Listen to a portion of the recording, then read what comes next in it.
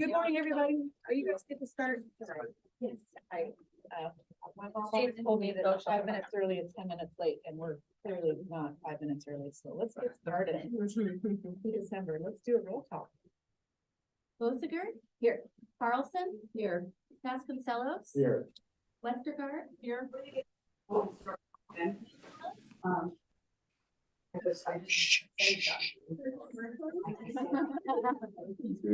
Donaldson. Here. Cunningham. Here. Conklin. Here. And then council liaison members Willits or Bajan. All other council members are present and we have a quorum. Thank you. All right, I think the next item is approval of the minutes. Do we have a motion? Well, first we have a correction that needs to be made. Okay, And that is that Commissioner Cunningham was here and Commissioner Westergaard was not here. And the minutes should be changed to reflect that. And While my presence might not have been meaningful, I at least get credit for attendance. Can't see that going to Carrie either. okay. With that change, I have read the rest of the minutes and I would move to approve the minutes with that one change. second. Carrie made the You second. cannot make the second if you weren't present for the Oh. minutes of the last. Correct. Okay. Okay, John.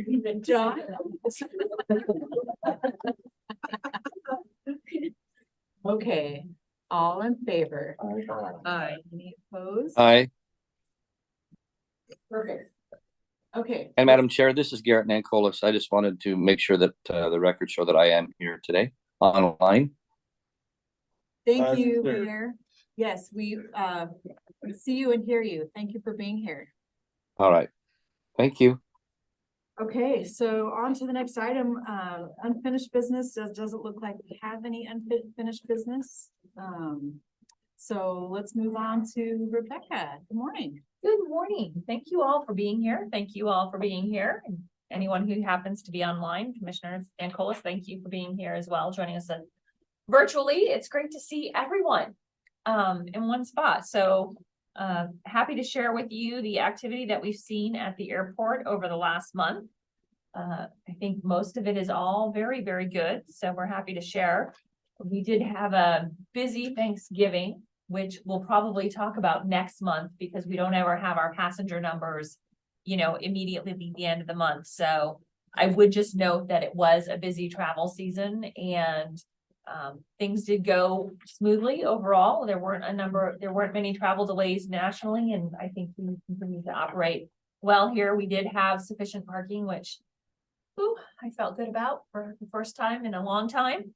And so we'll just, with that said about Thanksgiving, I'll just dive into the other things that we've been working on over the last month. So if you've driven by our employee parking garage, it's really starting to take shape. It looks fantastic. You can see they're starting to put up the external, they're calling those perforated panels. That's very visible from the interstate. Landscaping is progressing and we're working on the wayfinding and the signage.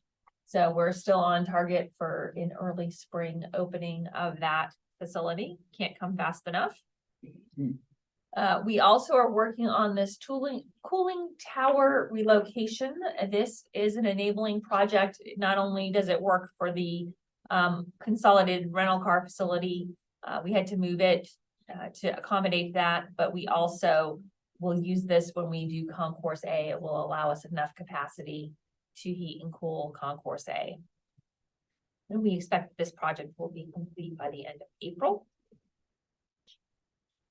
I mentioned briefly the consolidated rental car facility. We have relocated all of the employees out of lot 20, and we're starting to use that for staging. The contractors brought in their contracting trailer, and we are planning to break ground on this very shortly. The general contractor agreement with McIlvaine was approved on November 28th. And that was for package 1. So that's the foundation work. And then we're expecting the guaranteed maximum price coming up for package 2, which is the long lead items and the deep foundation work. And then package 3 will be the actual vertical construction. So this is a new project approach for us. We're using this construction manager at risk right now for our cooling tower relocation. And then we'll be using this project methodology for delivery on a consolidated rental car facility. And normally, just as a point of reference, what we would do is do a design bid build. And with this project, you bring the contractor on earlier in the process. They help inform the construction. And then based on that, you bid the components individually. It's quicker and arguably more affordable. It incorporates the contractor into the building process a little bit earlier. So the notice to proceed was on council. This was for package 1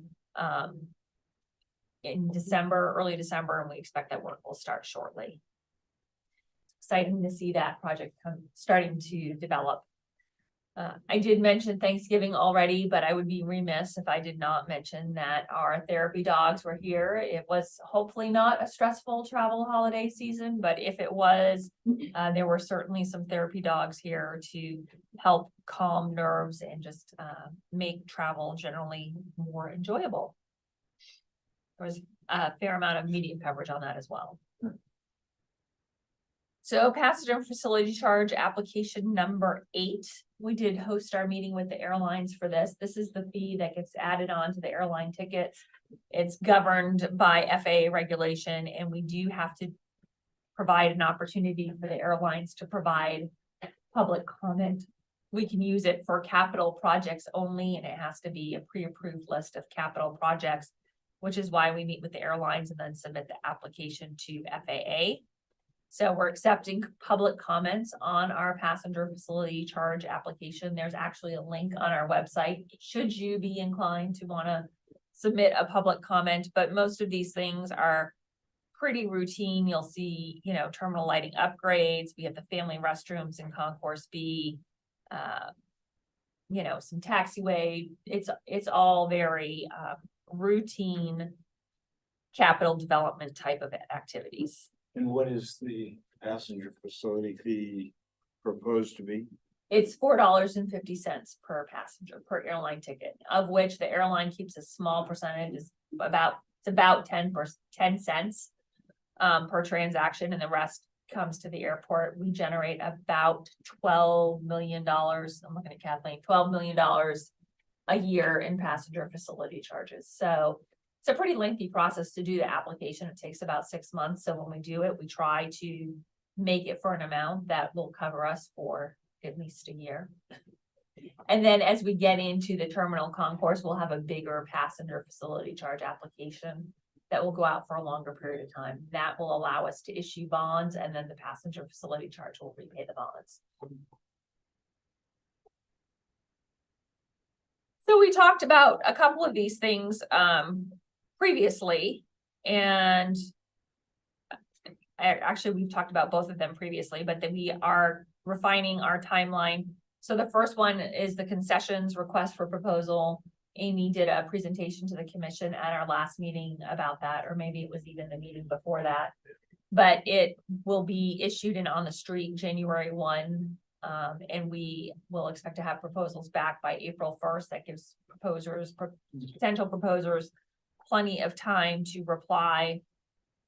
And then we're working on the RFQ for our terminal upgrade services and terminal design services. Again, that will be, we're working towards issuing it at the beginning of the year in January, with a 4 to 6 week time to reply. And there we're asking for qualifications, not a full-blown proposal. So And this is just for the concourse. this is for a concourse, and really we're probably wanting them to look at not only A, but then what's the second and third order of effects related to A. You know, is that going to impact security screening? Is it going to impact baggage handling? How does that impact the curb? And so all of those dominoes will have them do a cursory look at what are the other things that we should be thinking about as well.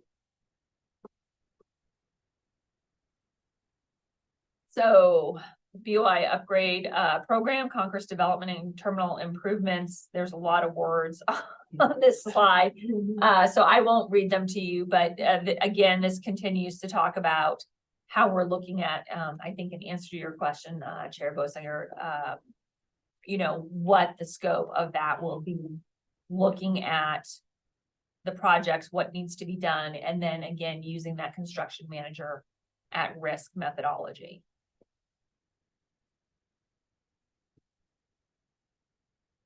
We did host a meetup with the mayor here at the Boise airport, and apparently it was the best attended meetup with the mayor that the city has had. I want to say we probably had 20 to 30 people who were here. The vast majority of them were GA tenants who have a particular interest in the airport. There were a couple of general citizen inquiries, and then a couple of people who do work with the airport or have an interest in doing work with the airport that attended as well. Overall, I would say it was positive and well received. This ties into our concessions RFP that we're getting ready to issue. I mentioned that we're going to issue that in January. So this is in preparation for that. We actually hosted an event at the airport where we invited all of the national vendors to attend, and then we invited local potential proposers to attend so they could meet one another, so local vendors could hear about the program, so the national vendors could hear about the things that we're doing at the Boise airport. I would say we had over 100 attendees. We used 2 different rooms for this. We did a presentation in this room, and we did a meet and greet in the Boise River room, so it was very well attended.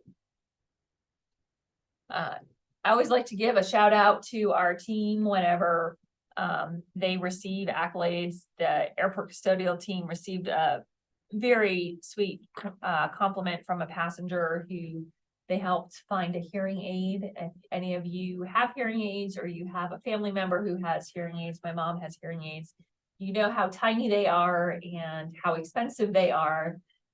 So the person really appreciated that. And just another example, our new partnership with the car park. They're our new vendor for the parking garage management. As sometimes happens, a person had their car battery die while they were gone, and the car park came to the rescue. And then the last compliment was just, for someone going above and beyond, trying to find a replacement receipt for their business expenses. So again, a lot of people talk about how great the Boise airport is, and it really, yes, we have a nice facility and infrastructure, but I can't even remember who was saying it. I think it was someone after one of these meetings was saying, but it really is the people and the team that make the Boise airport what it is. And I do believe that that's true. And these are all great examples of that. And Miles makes the news, our new student commissioner. Wanted to highlight that. If you missed the article, it ran on the 25th of November. I thought it was a really nice article and talked about his accomplishments thus far. And we look forward to seeing what his future holds and just the contributions that Miles is offering for the commission. So did want to note that. And we want to celebrate our concession partners. Both Tara and Bill are here. Tara was named the Parodies Manager of the Year for 2023. So that's a huge accomplishment for Tara, and we're lucky to have her here at the Boise airport. And then Bill Best also recently celebrated 33 years with Delaware North, which is also a huge accomplishment. So congratulations to both of them, and we're the beneficiaries of having their expertise here at the airport. So October, passenger enplanements were up 3% for the month. That's the most recent month that we have data available for. I would note that it was our second busiest month on record for this year, behind July, which surprised me a little bit. And total passengers are holding steady at 7% above 2022.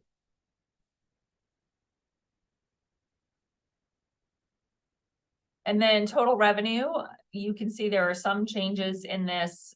Most of these changes, keep in mind, this is for the fiscal year. So this is really only looking at 3 months. So early in the year, we do see some pretty big swings when we compare year to the previous year, because we're comparing such a short period of time. most of these changes are related to, just timing of payments. When we paid something last year versus when we paid this year, or when a bill came due versus last year. Rebecca, would you mind minimizing the screen? I cannot do that on here. I have minimized it on mine. I don't know why it does that on that screen.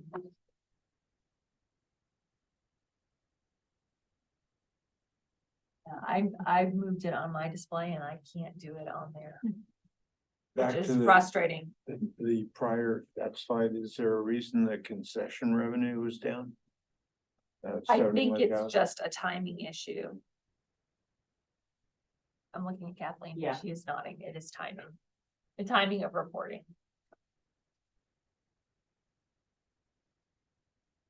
Signatory airline landing fees are up, that is 65%, that was part of the contract change. I can go over some of these if you can't see them.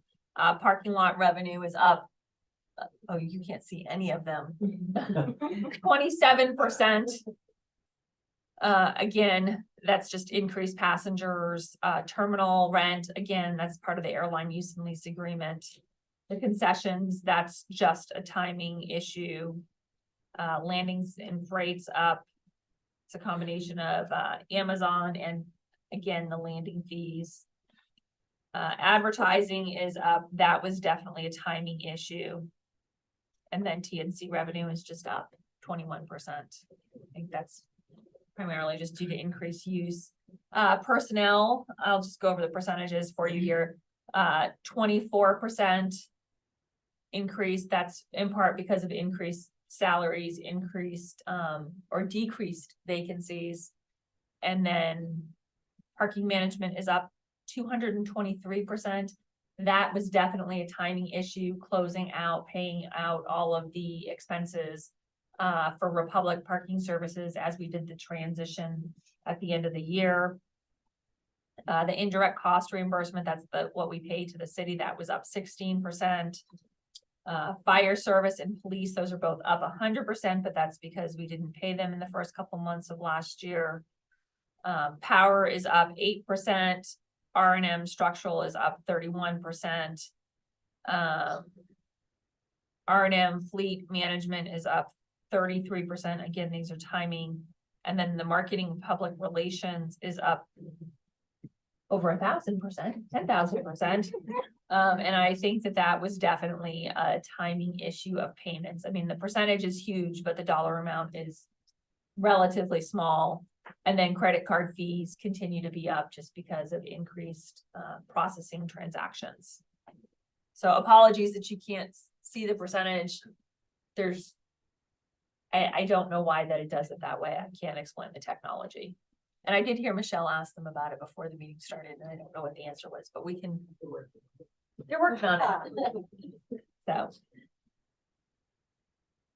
All right, and the last time we were here, we had some IT issues and we were not able to display this report. So I did want to bring it back up for the group and also for anyone who in the audience might be interested or online that's interested. This is our quarterly marketing report.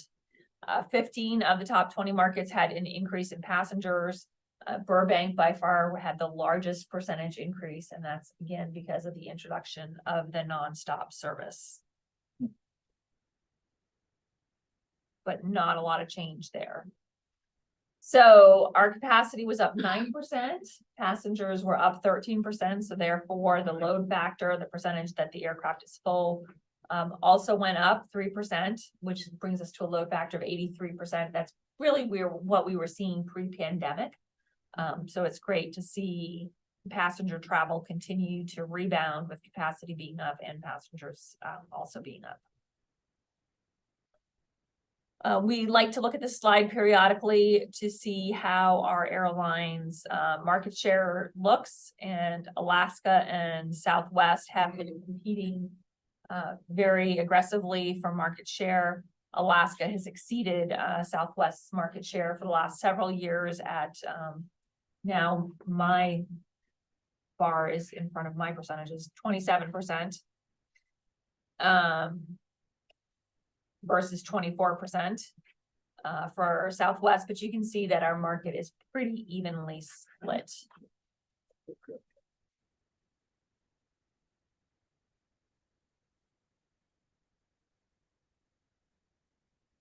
And then one of the key things that I like to look at is what is our forward-looking schedule? So we haven't provided it for you here by destination, but just overall, as we look forward, what are the number of seats that we're expecting to see in our market? So you might see an increase or a decrease in flights. That's just the aircraft size changing, but the real indicator of what we can expect for passenger increases are seats that are available.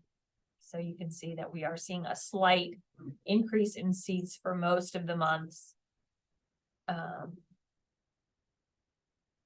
But not the same rate of growth that we were seeing previously.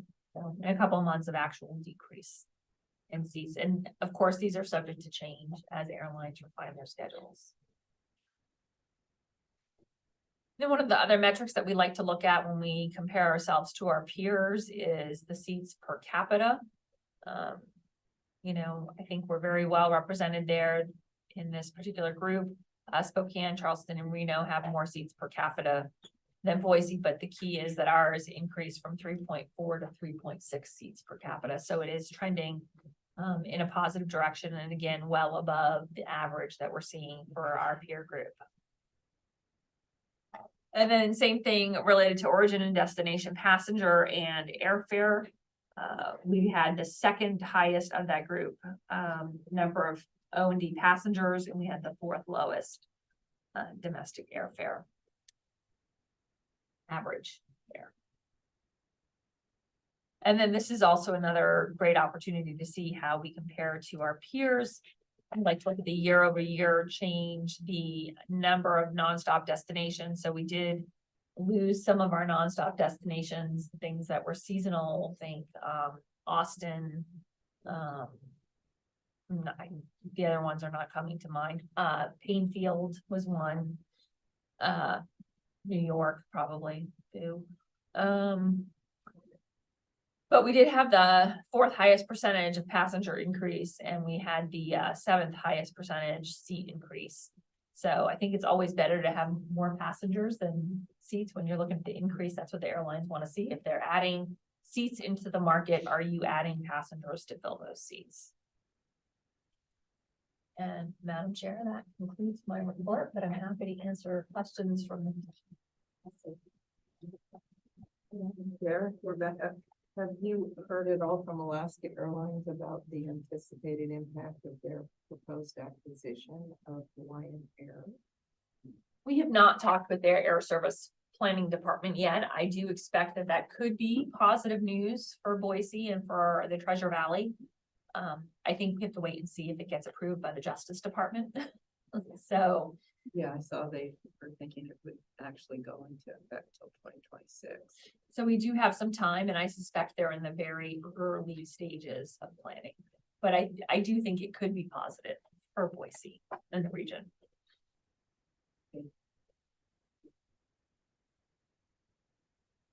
Okay, well, let's move on to some commissioner comments. John, you want to begin? I don't have any comments. Thank you. I don't have anything. Well, I'll just say, I have been traveling a bit this fall. I went to 5 different cities.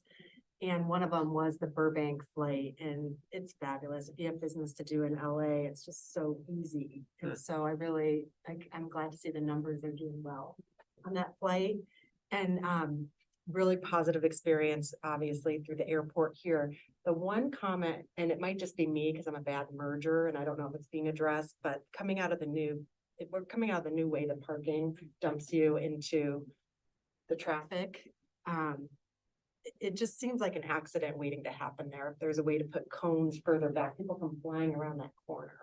So I don't know if you've had anything happen there or if you're aware of it, and I might just be coming in at busy times, but people that are either picking up, they're just flying and it's hard to merge in. And it could be my driving. I don't know.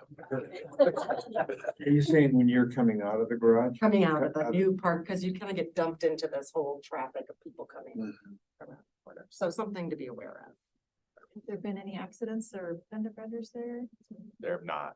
No, but there are multiple merges you do have to do coming out of that area. The speed limit is 15, but maybe we could look at implementing something that slows drivers down further. I suspect passengers and drivers are not going 15 as they're coming down that off ramp. And I parked in that garage and have noticed the same thing, the merging. I do think we need to look at it as we move forward.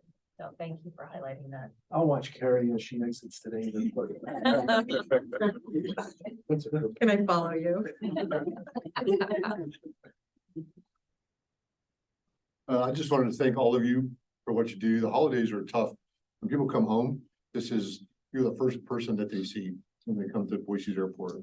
So whether it's concessions, operations, security, TSA, you are really the first one that welcomes them home. And everyone that I talk to, when they land in Boise for the holidays, Thanksgiving, and then we're coming up for Christmas, their first reaction is just relief that they're back home. If it wasn't that way and you didn't have that reaction, they probably wouldn't feel that way. They would probably think, oh, Boise's changing. It's not the place it was when I grew up. But I've never heard that. I just want to tell all of you, thank you. It's relaxing time for everyone, but probably not for you because this is the busiest time of year for you. And that is not lost on us. So thank you for what you do. And I appreciate you welcoming all of our families home. That's all. Thank you.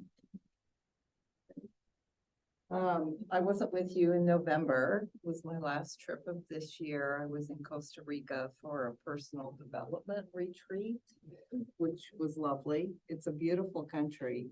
It's probably the most spiritual place I've ever been. It just is quite a great place to have a retreat. And that travel was easy. We were on the Pacific side, so pretty easy. Not even the time change, which is awesome. So it's easy to get to. I just want to acknowledge Tara's recognition. That's a big deal to be recognized among your peers. So congratulations on that. And Miles, so fun to get featured. Let everybody know that we do offer this, which I think is also helpful to the airport and the commission.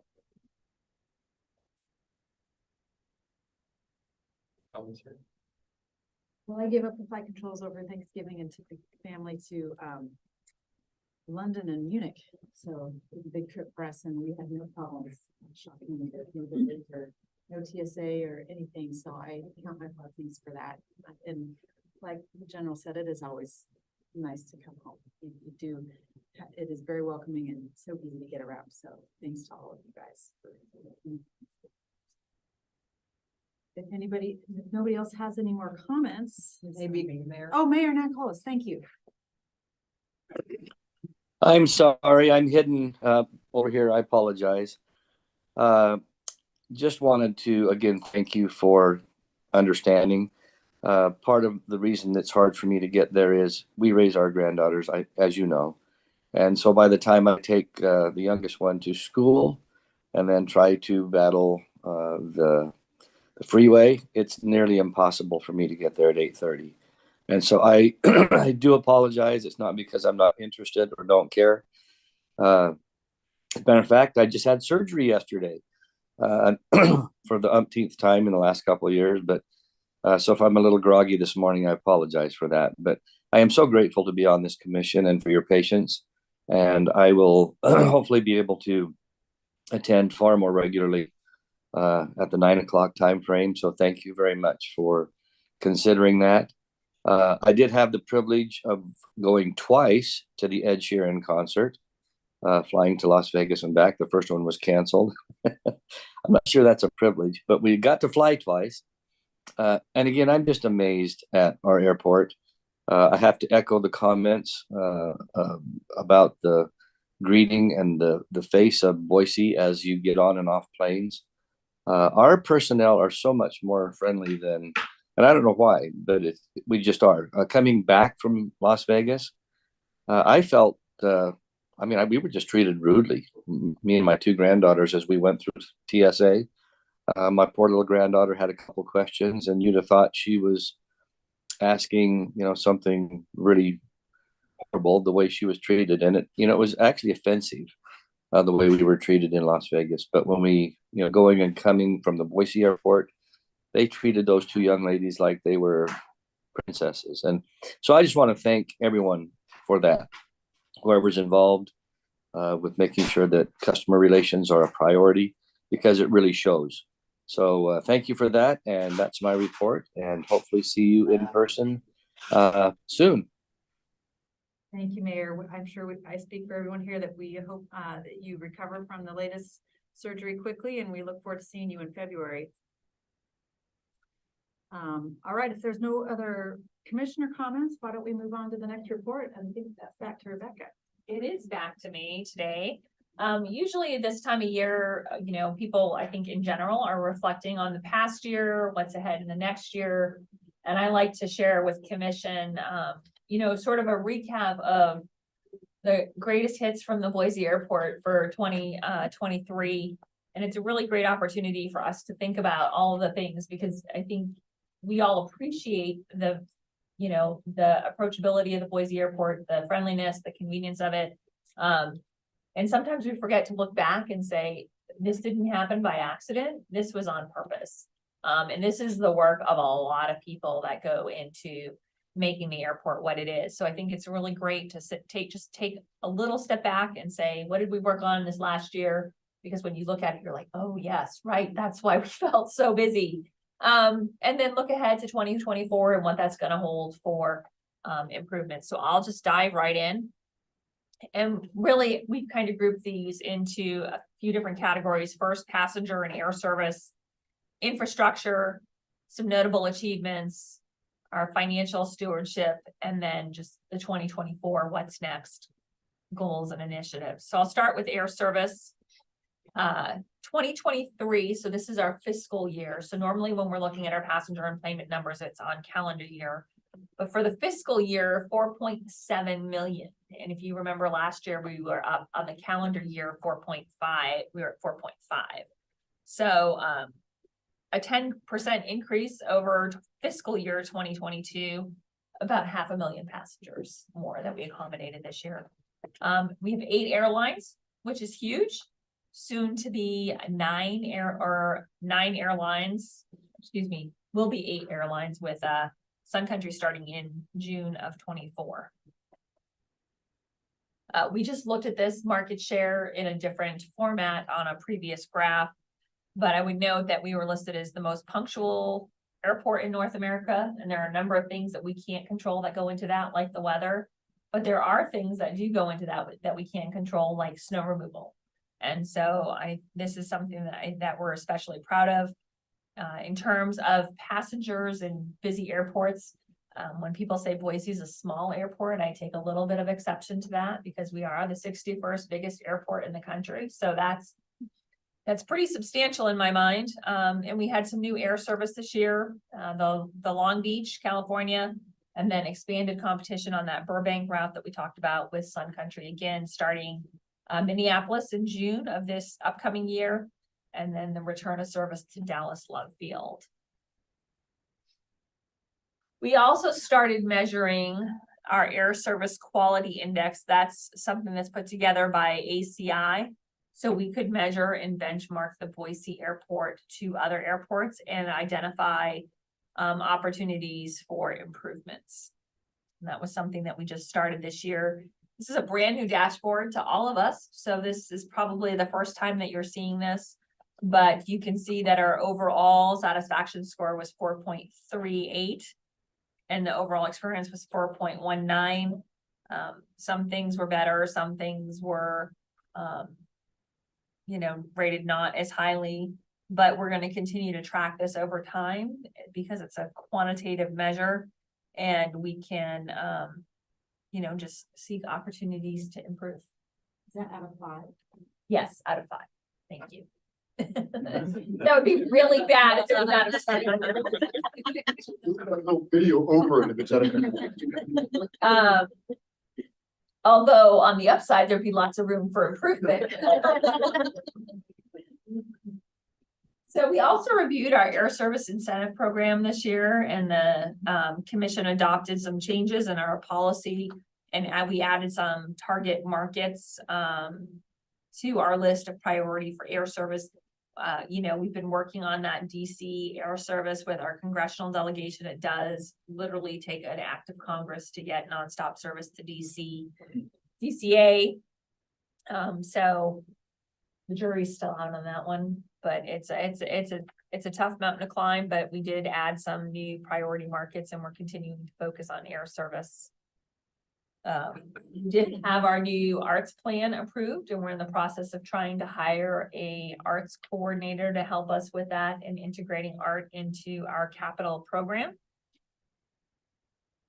We have a number of infrastructure projects that I know we talk about, but they are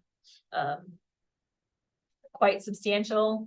It was only last year that we expanded our security screening checkpoint. It seems like ages ago, but it in fact was this year, where we added that 7th lane to accommodate new passengers. And I think that's what we want, is we want people to almost forget that it was ever any different way. We want it to blend and be seamless, and that worked.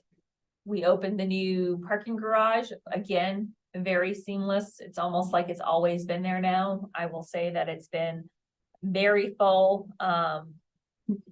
Thankfully, over Thanksgiving, we still had capacity in the garages, and I would say that the economy lot was quite full as well over the Thanksgiving holiday. But that was obviously a huge endeavor for us and an important amenity for our passengers.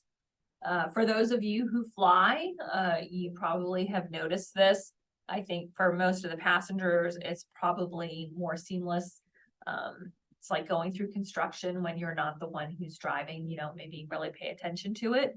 But for those of you who fly, you probably are keenly aware of these airfield projects that we did: Taxi Lane November, Taxiway Whiskey, and then the Alpha 3 construction.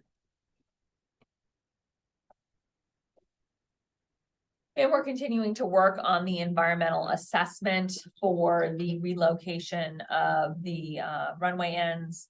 The FAA is proposing to align the thresholds for 10 left and 10 right because it's non-standard, and then correcting the non-standard taxiway geometry. Every airport across the country is supposed to be laid out in the same manner, and so this will help us to align better to that standard. The environmental assessment is with the FAA for review right now. We've also been working very hard on with the airlines on getting an airline fuel farm and a consortium. There's been tremendous work and forward progress on that. We're almost to a lease. If you'd asked me 2 months ago, I would have told you it would be done by now, not the project, but just the lease. But there are a number of things that have to be done to make this come to fruition. One of the key ones is the change in zoning from M1, which is the light industrial, to the heavy industrial designation. And that was done before city council. So everything moving in the right direction. Other notable achievements: Gowan Thunder. A lot of work went into that on both sides of the airfield, both the guard and the airport. Huge economic impact. $8.7 million estimated with 120,000 unique visitors. It takes a lot of work to coordinate that level of operation. And then when you throw in commingling of commercial air service, it's quite an undertaking. And we also had the announcement that we'll be soon powered by 100% renewable clean electricity. This is an agreement that we reached as part of the city of Boise with Idaho Power to use clean energy in a solar farm to fund to provide clean energy to the airport. We also every year go through an FAA inspection and also a TSA inspection. This year we had the opportunity to participate in an FAA financial audit. I say that like it was a choice. It was not. We're still waiting on the results of the financial audit. They're still reviewing documents, but a lot of work went into both of these, particularly the FAA inspection. They're here on site for several days, reviewing every single training record, all the NOTAMs that we issue, the processes that we follow. So very in-depth. And then the financial audit was a first experience for us, and it's certainly a very detailed as well. And again, we're still waiting on the outcome for that.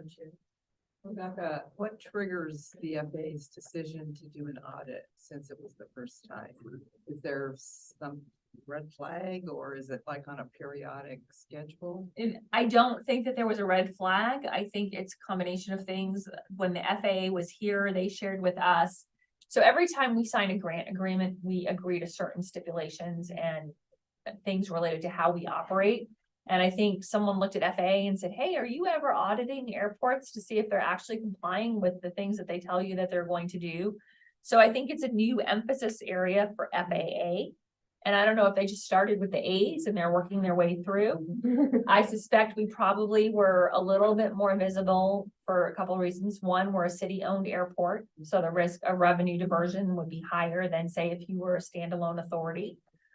So I think that's definitely one thing. And then I think the fact that we've grown and transitioned from a small hub to a medium hub probably elevated our level of visibility with the FAA. So beyond that, I don't know that there's not a specific reason that triggered the audit. Thank you for that.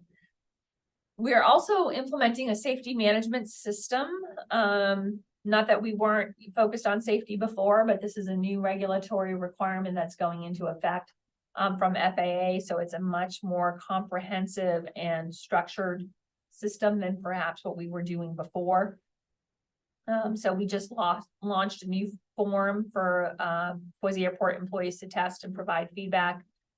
So I'm sure that this is something that we will continue to be working on in the years to come. And we expanded our airport team. Can't say enough about this. We did hire Beth Sumner to replace Matt Pataya, who'd been with us 33 years. And then also we promoted Sean Briggs to a brand new position, our Deputy Director of Parking and Landside Facilities. And so, you know, as we talk about growing the airport and being able to accommodate the needs of the Treasure Valley into the future, adding additional positions so we can keep up with the growth is key to that success. Did you hire into Sean's previous position? Yes, we promoted Amy into Sean's previous position, and Amy and Kathleen just did interviews this week for the replacement of her old position. So it's a domino effect, but we're working on it. So this is our new organizational chart that shows the 4 distinct areas with the deputy directors. So again, the parking and facilities is new, but now the facilities team, the custodial team, and the entire parking contract fall under Sean. Previously, facilities fell under the deputy director of engineering and planning because there are some synergies between facilities and engineering. And then custodial fell under operations, but this allows our engineering team to focus more solidly on the things that they do in project planning. And also our deputy director of operations and security, who's Alex. As you can see, at quite a few direct reports. So this helps to even that out a little bit. And then of course we have Kathleen still managing our finances as our deputy director of finance and business development. Again, we transitioned to a new parking operator. There's a lot of work that goes into issuing a request for proposals and selecting a new proposer and then changing contracts. And we did go with the Car Park, which is a local company. And they also are the ones who are providing our valet service. So some good synergies there. The concession, the prep for the concession management or concession RFP, and then the meet and greet big event. And another highlight of well-deserved national recognition for Amy in her role by Airports Council International as our concessions person of the year. That's just a huge credit to the work that she does. We're lucky to have her here too. And then when we talk about fiscal stewardship, we're talking about, you know, how do we fund all of these things that we're doing. We've received over $25 million in grant funding. That's what it says underneath the thing. You can't see. Sorry about that. That supports current, future, and completed projects.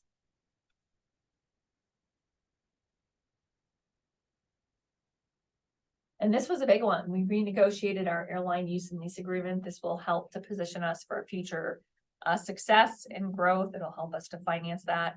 So it better aligns with our industry standards. We also have some gate use standards to maximize efficiencies. And then, of course, we want the agreement to be financially beneficial, not only to the airlines, but also to the airport. And I think that we achieved that. It resulted in nearly $6 million in additional revenue that is retained at the airport to reinvest in capital projects. And we broke ground on our new non-aeronautical development, our industrial park. We have 4 new leases that we've started this year. We have the Black Market Gelato, which Carrie was able to come to the grand opening for that. Thank you. And then the other ones are, I think it's on the next slide. There you go. Skipping ahead. White Cap Materials, that's an electrical, I think, or distribution center, yeah. And then there's a spec building and a Frito-Lay building also under construction. So 4 brand new projects in our industrial park, which is super exciting to see. So, yeah. So looking ahead to 2024, when we look at our capital projects, we've divided them into our BOI upgrade program, the things that we're working on today, the employee parking garage, the consolidated rental car facility, again, the additional restrooms that we're planning for the concourse. That's where the digital library is right now. We're expanding those restrooms because we've grown so much, but we haven't actually added any additional restroom facilities. This will add some gender neutral, family and ADA accessible restrooms in that area. And we'll also be working on the terminal design. On the airfield, we have a number of projects, taxiway projects, realigning the taxiways to meet the new FAA design standard, expand the de-icing apron, the runway incursion mitigation improvements, that's the runway alignments, and probably the demo of the old fire station. And then we're going to continue to pursue the airport terminal program, bipartisan infrastructure legislation, grant discretionary money that's available as well. So depending on if we receive grant funds, we may be doing some other work as well. And then when we look at beyond our capital projects, what are the things that we're doing for business projects? There's the passenger amenities, the concession RFP, but also rental car leases, and then Turo. If you think like Airbnb for your car, that's what Turo is. If you're not familiar with Turo, but working on a lease for them. And then we're going to be obviously continuing our planning efforts, so we're well positioned moving into the future. We're going to be doing an IT master plan to look at how we're using technology. We're going to be looking at using common use technology. So that's technology that allows any airline to use any ticket counter or any gate position. We'll be looking at that. We'll be looking at our gate utilization to see if we can get better efficiencies out of our existing infrastructure, because it's going to be a few years before we have a new concourse. And then we're still working to finalize that cargo common use policy that we presented to commission. And then on the financing side, to fund all of those, one of the big things that we're going to be working on is issuing the revenue bonds. And it's not on here, but we're probably going to have to start working on passenger facility charge application number 9 as well. So. You know what size the revenue bond will be? Not until we scope how big the terminal is going to be. We don't have and it depends on how many different, it depends also on how we divide the project. You know, are we going to fund just the concourse, or are we going to try and do everything at once? How are we going to separate it into different pieces? So we haven't determined that yet. And then we have a number of just operational things that we're working on. The AFFF, that's the aqueous film forming foam. Try to say that 3 times fast. That's the foam that we use in firefighting. It's being transitioned from one type of foam to another. This is a regulatory thing and an environmental thing. We're also working with our airlines to evaluate a de-icing consortium. Right now, everyone does their own de-icing, and it can very congested, and not as efficient as maybe it could be. And at this point, we need every efficiency that we can have. So we're encouraging our airlines to develop a de-icing consortium. We're also working on aviation worker screening. This is a new requirement that's being implemented by TSA. So we're looking at that. We're also looking at, as we grow, how do we accommodate those employees and where do we keep them? As well as how are we using vehicles just to make sure that we're using them in the most effective manner. And then beyond all of those things, there are tenant-led projects that are happening in 2024, and those include the Jackson Jet Center. If you've been out there, you've seen their construction. We have the airline fuel farm that's in process, and then we're still hoping to get a new Starbucks over at the US Bank building. That's still under negotiation. And then what we're referring to is the Commerce Ave complex. So more to come, but those are the highlights of things that I'm sure we'll be talking about in 2024. I'm happy to answer additional questions from the commission. I have one question. Is with Amy moving to a different position, are you gonna be working still on the concessions RFP? So that's still under you? Okay. Yes, we need Amy's expertise. She's definitely leading our efforts on that.